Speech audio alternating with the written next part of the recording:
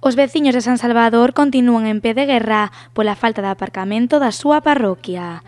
Tras meses de protestas e ante a falta de respostas por parte do goberno municipal, os representantes da plataforma veciñal decidiron actuar. Hemos recogido más de 1000 firmas de los vecinos de San Salvador, comerciantes y demás. La verdad es que en un periodo de tiempo bastante corto. Lo hemos entregado hoy en el registro porque solicitamos más plazas de aparcamiento, bien sea por cesiones, alquileres de fincas, etc.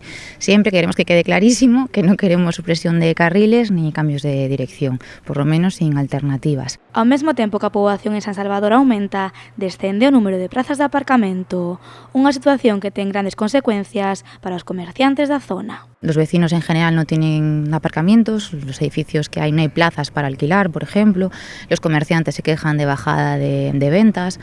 Pues no sé, la típica frase de ¿por qué no paramos aquí y tomamos unas tapitas y vamos cenados para casa? Pues en Pollo es imposible.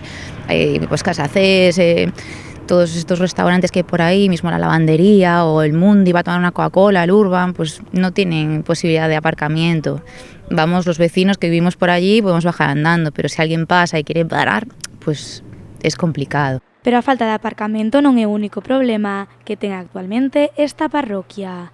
Os veciños de San Salvador rexeitan o plan de mobilidade aprobado polo goberno municipal no que se inclúe a Dirección Única de Tráfico dende aquí ata a Rotonda da Barca.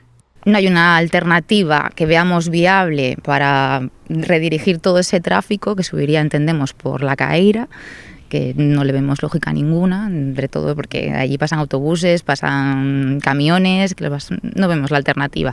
Entonces hemos solicitado una reunión con la persona responsable que tenga competencia en el proyecto, pues para que nos explique si realmente nuestra información es errónea o no, y que nos digan cuáles son sus supuestas alternativas, si es que van a hacer alguna obra que no conozcamos o qué.